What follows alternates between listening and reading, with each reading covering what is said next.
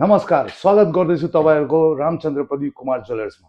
आजको video just product demonstration हैन, यो एउटा एजुकेशनल भिडियो हुनेछ। लास्टसम्म जोडिदिनुस् होला। यदि तपाईहरु इच्छुक हुनुहुन्छ नयाँ कुरा सिक्नु, नयाँ कुरा बुझ्नु, यो भिडियोलाई कृपया गरेर लास्टसम्म हेरिदिनुस् होला। जोडिदिनु लास्टसम्म जसले जोडेको हुन्छ त्यसले आज धेरै कुरा सिक्नेवाला छ। सो कन्टिन्यू गरौँ होला।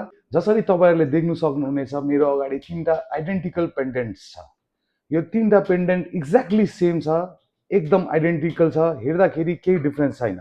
तपाईले मजाले हेर्नुभयो भने एउटा पेन्डेन्ट 24 क्यारेटको छ, एउटा 22 क्यारेटको छ, एउटा 18 क्यारेटको छ।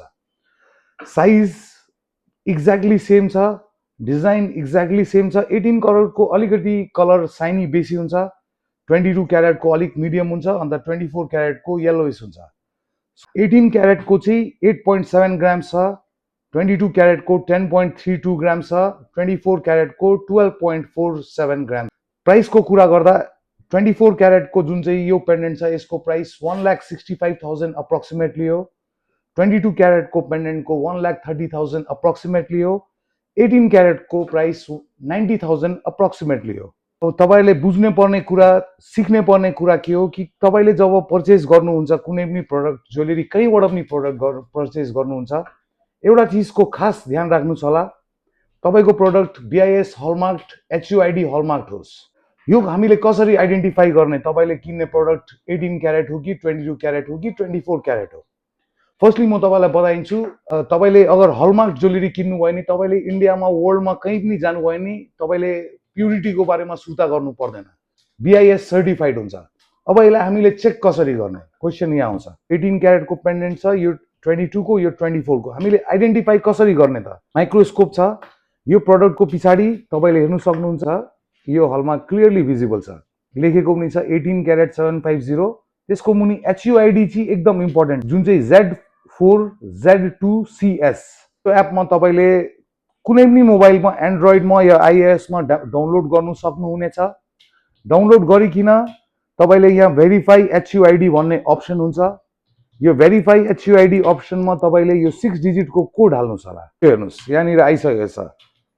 हलमार्किङ सेन्टरको नाम दिएको छ, लोकेसन दिएको छ, यहाँ आर्टिकल दिएको छ locket, article material gold, date of hallmarking दिएको छ 15 तारिक 9। यो छ भने तपाई ढुक्क भएर प्रोडक्ट किन्नु सक्नुहुन्छ, प्युरिटी अस्योर्ड भएर किन्नु सक्नुहुन्छ। फ्युचरमा कहीँ पनि गएर यो एक्सचेन्ज गर्नुहुन्छ, सेल गर्नुहुन्छ, तपाईले फेयर रिसेल भ्याल्यु पाउँछ। गभर्नमेन्टले बीआईएस हलमार्क लिएर आएर एउटा ज्वेलरलाई अझै कन्फिडेन्स दिएको छ कि हामीले ट्रान्सपरेन्टली कस्टमरसित बिजनेस गरौँ। लास्ट कस्टमरले जब प्रोडक्ट पाउँछ, जब किन्छ, सर्टिफाइड छ भने हामीलाई पनि कन्फिडेन्स पाउँछ। एजुकेटेड बायर बनिनुस्, हलमार्क चेक गरेर प्रोडक्ट किन्नुस्, सर्टिफाइड प्रोडक्ट किन्नुस्। सो तपाईले फ्युचरमा कहिले पनि प्रब्लम्स फेस गर्नु पर्दैन। 24 क्यारेटको छ। यो 24 क्यारेटको हलमार्क ज्वेलरी तपाईहरुलाई म जानकारी दिन चाहन्छु। इन्डियामा फर्स्ट रामचन्द्र प्रदीप कुमार ज्वेलर्सले नै इन्भेन्ट गरेको र यसको सल्युसन ढुँडेको, बेस्ट क्वालिटी मेन्टेन गरेर हामीले 24 क्यारेट ज्वेलरीमा पनि हलमार्किङ पास गरेको छ। त्यसरी नै तपाईले स्क्रिनमा हेर्न सक्नुहुन्छ, यो पेन्डेन्ट छ 24 क्यारेटको KS995। यो चाहिँ प्युरिटी, यसको 24 क्यारेट हो, 99.5% प्युरिटी हो। हरेक प्रोडक्टलाई एउटा युनिक कोड पाउँछ, XRVX6H। यो यसको एचयूआईडी नम्बर रहेको छ, हामीले सर्च गर्ने छ, क्लियरली आइसक्यो। गोल्डन प्लाजा हलमार्किङ सेन्टरको नम्बर दिएको छ, यो माथिको जुन चाहिँ दिएको छ यो ज्वेलरको रेजिस्ट्रेसन नम्बर छ। हलमार्किङ एसेइङ सेन्टर भनेपछि हामीले यो कहीँ पनि पठाउन सक्छ, कलकत्ता, दिल्ली, मुम्बई, लोकल सिलिगुडी, बट हामीले डिफरेन्ट हलमार्किङ सेन्टर्समा पठाउँछ to be more sure about our products. यो एउटा म भन्छु कि हाम्रो इन्डियन गभर्नमेन्टको एउटा एकदम राम्रो मुभ हो।